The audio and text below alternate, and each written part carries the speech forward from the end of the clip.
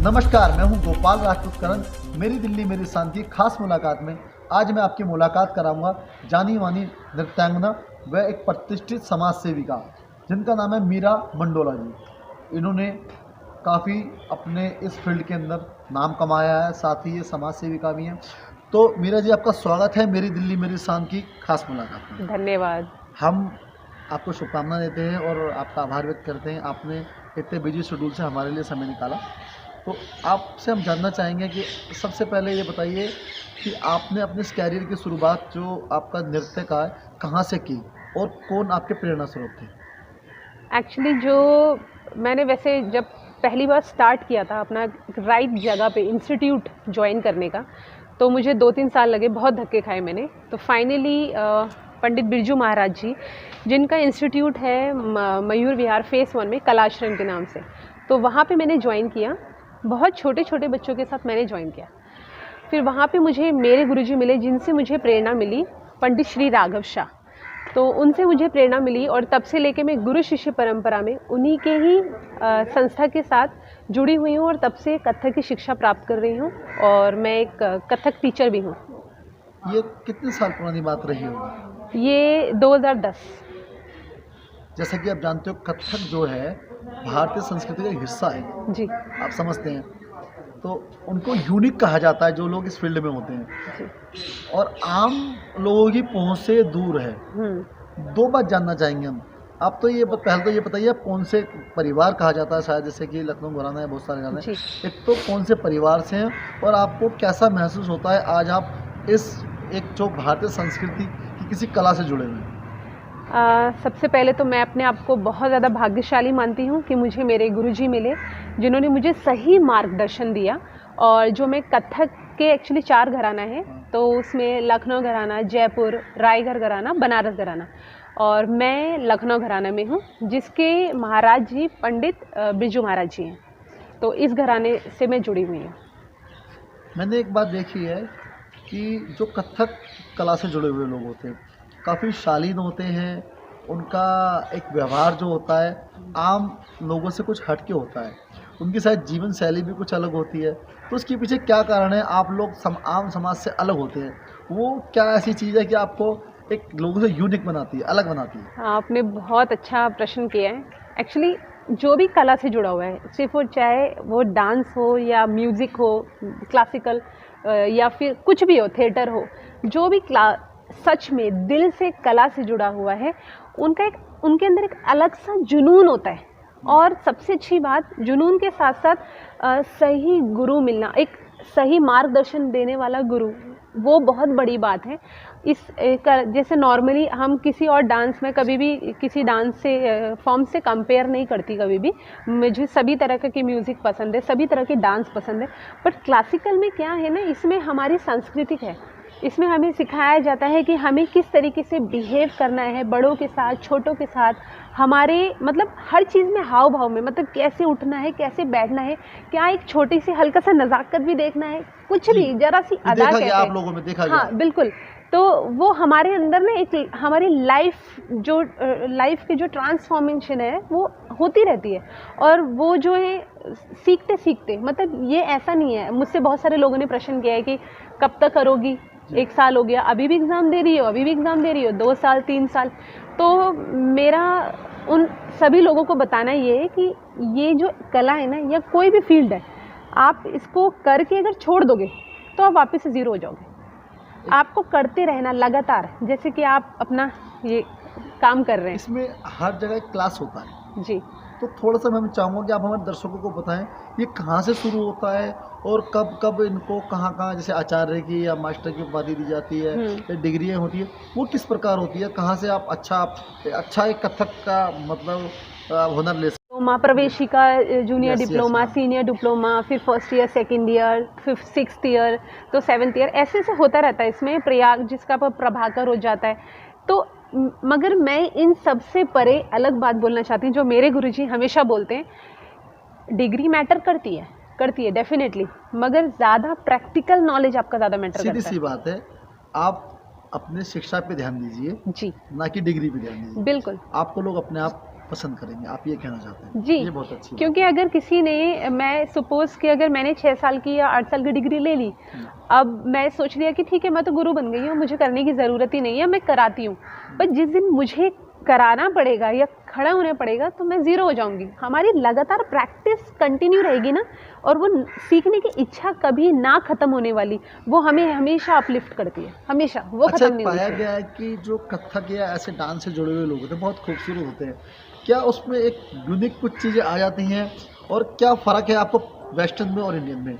कहीं न कहीं आ, मैंने देखा है, ये खूबसूरती होती है उन लोगों के अंदर। मैं फिर दोबारा से अपने गुरुजी के, जो उन्होंने इतना कुछ सिखाया है ना, तो मैं उन्हीं की, मुझे बात याद आई है कि ये ना, इस सुंदरता से कुछ नहीं होता, आपका जो मन सुंदर है ना वो झलकता है, चाहे फिर वो सांवला हो चाहे वो गोरा हो, वो आपका जो मन है, जिस भाव से आप नृत्य कर रहे हो या गाना गायकी जो कर रहे हो, वो निकल कर बाहर आएगा। आप कितने भी सुंदर, आपको कुछ नहीं आता और हाथ टेढ़े मेढ़े चल रहे हैं या कुछ भी ऐसे चल रहा है, तो वो ज़ीरो है। तो इसमें सुंदरता ना आपका भाव है, आपकी आपकी अदा है, आपकी लचक है कि आप कैसे कर रहे हो या किसी चीज़ को। मेरे गुरुजी बोलते हैं 100 चीज़ें, 100 मत सीखो, सिर्फ 10 सीखो। अगर 10 है तो 2 सीखो, मगर पक्का सीखो, पूरा सीखो, आधा आधा आधा नहीं। Very good. कहा जाता है किसी भी व्यक्ति की शख्सियत के पीछे उसका परिवार होता है, या कहीं कभी-कभार परिवार बहुत विरोध करता है, खास तौर पे ऐसे क्षेत्रों में। तो आप अपने परिवार को कहाँ मानते हैं? जब आपने मतलब छोटे रहे होंगे तो कैसे आपका परिवार का सहयोग रहा और कौन-कौन है, थोड़ा-सा बताइए? आपने ये बहुत डिफ़िकल्ट क्वेश्चन करा है, बट हाँ, मुझे परेशानियाँ तो बहुत हुई थी और सपोर्ट मिला। आज जो हूँ तो अपने परिवार की वजह से हूँ, मगर झूठ भी नहीं बोलूँगी, परेशानी उतार चढ़ाव बहुत आए थे, बहुत मशक्क़त करनी पड़ी। अपने, अगर आप सही, मुझे ऐसा लगता है, ये मेरा मानना है, अगर आप कुछ सही कर रहे हो और आपको पता है, तो उसके लिए कभी कभार थोड़ा बहुत झूठ बोलना पड़ता है। मैंने 2 से 3 साल सिर्फ ऑफिस के बाद, जो मेरा नृत्य ये से पहले जो मेरा ऑफिस था, सिर्फ एक ही दिन की छुट्टी होती थी, उसमें मैं अपनी डांस क्लासेस लेती थी। लोग घूमने जाते थे या घर पे आराम करते थे, जितने भी होते थे, मैं अपनी डांस क्लास में फोकस करती थी। जब मेरे 1 से 2 साल कंटिन्यूसली मेरी फर्स्ट डिवीज़न आती गई और जब मैंने घर पे दिखाया, वो खुद ही इतने खुश हो गए। और जब उन्हें दिखा कि मेरा उठना बैठना इतने बड़े गुरुजनों के साथ है, इतने अच्छे लोगों के साथ है, मेरा ट्रस्ट डेवलप हो गया। तो उसके बाद से फिर उन्होंने सपोर्ट किया। मगर हाँ, ये है, हर बार कुछ ना कुछ आता है, क्योंकि आज भी समाज में लोग समझ नहीं पाते इन चीज़ों को। ये तो क्लासिकल नृत्य है, सोचो मुझे इसमें भी फेस करना पड़ा कि लोग बोल जाते थे, या मुझे ऐसा लगता है कि अभी भी दूसरों के लिए भी बोलते हैं, ऐसी बहुत सारे लड़के लड़कियां सभी होंगे जिनको फेस करना पड़ता है कि नाचने वाली, तो लोगों को पता नहीं है। जैसे कि ये कला है और सबसे बड़ी बात है कि भारत की संस्कृति की धरोहर है, तो कहीं आपको ऐसा नहीं लगता कि इसको एस्टैब्लिश करने के लिए एक अलग से मंत्रालय होना चाहिए? और क्या हमें लोगों के बीच में जाना चाहिए कि ये एक अंतर्राष्ट्रीय स्तर पर स्थापित होने वाली ऐसी कला है जिसके अंदर रोजगार भी है, स्वास्थ्य भी है और एक अलग स्पेशलाइजेशन भी है? उसमें कहीं ज़रूरत है आज हमारे समाज और सरकार को? बहुत ज़रूरत है, बहुत ज़्यादा। मैं अभी इंडिविजुअल हूँ, बट अभी मैंने एक भारतीय संगम, ये जो आपको मैंने बता दी है कि ये भी एक संस्था जो कि पुअर पीपल्स, उन लोगों के लिए काम करती है, और साथ में चाहे वो किसी भी तरीके से हो, जो मैं यहाँ पे जो करवा रही हूँ, यहाँ पे गरीब बच्चों के लिए हम आगे जाके वर्कशॉप ओपन कर रहे हैं कि जिसमें उनमें मैं फ्री में होगा। यहाँ पे उन बच्चों को पूरी शिक्षा फ्री में दी जाएगी, और ये बिल्कुल 100% ट्रूथ है। उसके साथ साथ हम धीरे धीरे और भी कुछ प्रोसेस है, बट बिकॉज मैं किस तरीके से सहयोग दे सकती हूँ, तो मैं एक डांसर हूँ, कलाकार हूँ, तो मैं उसी के थ्रू कर सकती हूँ। साथ में मेरा अलग से इसके अलावा और भी प्रोफाइल रहा है, तो जैसे थिएटर आर्टिस्ट का है, ये सब कुछ है, तो उन बच्चों को मैं इस तरीके से दूंगी, ये मेरा सहयोग है। बाकी तो बहुत कुछ होना चाहिए जो कि लोगों के लिए एक पर्टिकुलर इंस्टीट्यूट होना चाहिए कि जो इन चीज़ों पे वर्क करे। सपोज़ जैसे मेरे छोटे बच्चे हैं, तो कभी उनको समझ नहीं आता था कि ये क्या है, सिर्फ सेम, उनको बोर हो जाते थे, तो उन्हें इस तरीके से ट्रेनिंग दी जाती थी कि डांस करने से होता क्या है। क्वेश्चंस खुद टीचर को बनाने पड़ते हैं कि आप फिज़िकली फिट रहते हो, हाँ, रात को आपको क्या पी के सोना है, तो मैं बोलती थी 1 गिलास दूध में हल्दी डाल के।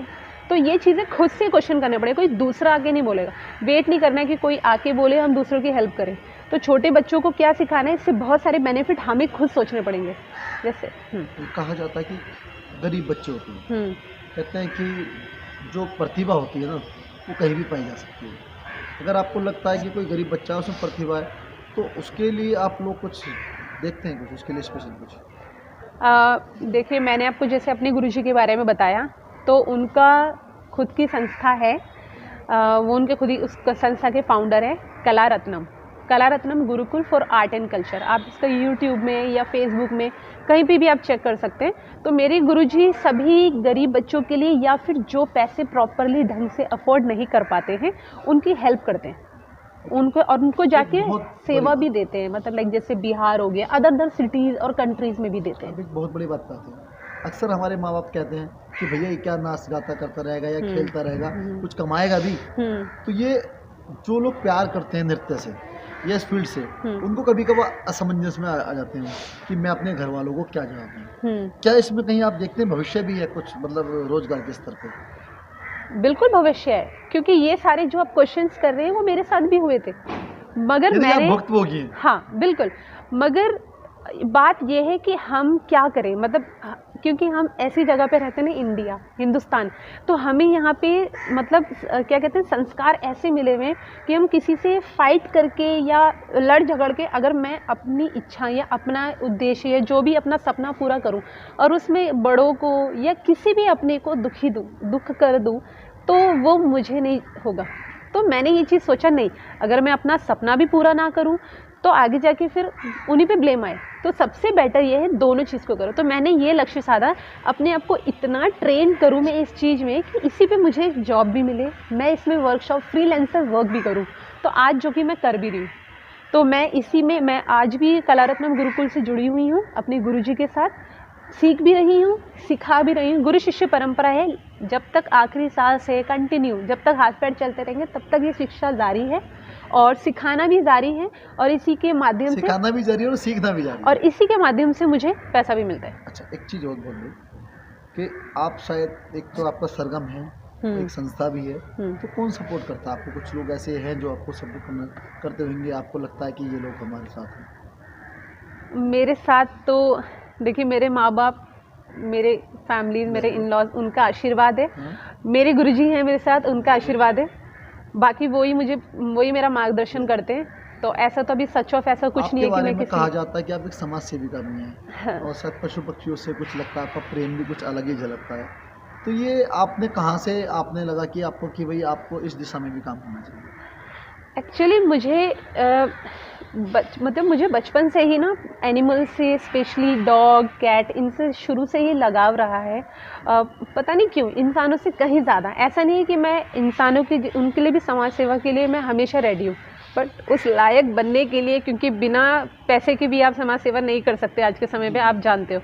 मगर जैसे जैसे मैं बड़ी होती गई ना, तो हर रोज़ मैं रोड पे कभी किसी एनिमल को मरता हुआ देख रही हूँ, फिर रोना आ रहा है, फिर कुछ आ रहा है, तो मैं कुछ टाइम तक अपने आप को बिल्कुल हेल्पलेस समझने लग गई कि ये रोके क्या करोगे आप, रोके और उसके लिए प्रे कर दिया, उससे तो काफ़ी नहीं है ना। तो आपको इतना सक्षम बनना पड़ेगा, आपको थोड़ा सा बैंक बैलेंस भी रखना पड़ेगा और नॉलेज गेन करनी पड़ेगी कि इस सिचुएशन में अगर इसको ये हुआ है तो कैसे ठीक किया जाए। मैडम, दो बड़ी समस्याएं। नंबर एक, बताया जाता है कि गर्मियों के अंदर दिल्ली में इतना पोल्यूशन होता है, इतनी गर्मी पड़ती है कि लोगों को, पक्षियों को ना पानी तक नहीं मिलता। कुछ कैंपेन चलाए गए आप जैसे लोगों ने कि लोगों के लिए पानी की व्यवस्था की जाए। दूसरा, 15 अगस्त पे वो चाइनीज कुछ मांझे होते हैं, इससे कि पक्षियों की गर्दन कट जाती है। तो इस बारे में कुछ संदेश देना चाहेंगे? देखिए, लोगों को कितना भी समझा दिया जाए, जैसे हमारे माननीय प्रधानमंत्री, जैसे उन्होंने स्पेशली बोला था कि दिवाली में नहीं, मतलब दिल्ली में नहीं होने चाहिए, इनफैक्ट कहीं भी नहीं होने चाहिए थे, बट कंटिन्यूसली मैं आपको बोल रही हूँ, धनतेरस से लेकर कंटिन्यू दिवाली की नेक्स्ट डे तक सिर्फ बम पटाखे फूटते रहे।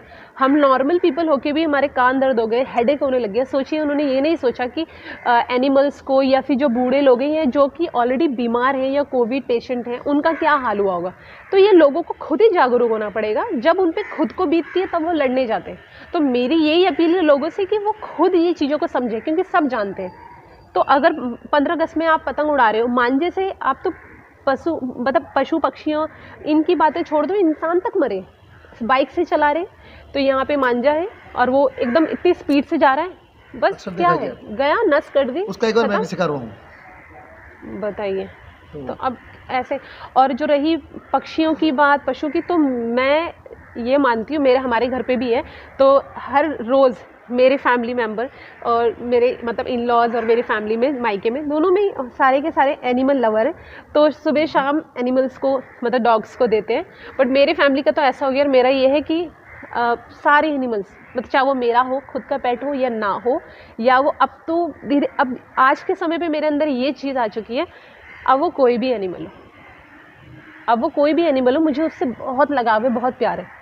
और मुझे ये है कि मैं अब रोज़ स्टडी करती हूँ कि मैं कैसे कैसे उनके बिहेवियर्स जानूँ, या कैसे कैसे उनसे बात करनी है, या किस तरीके से उनको कोई प्रॉब्लम हो रही है तो मैं कैसे समझूँ।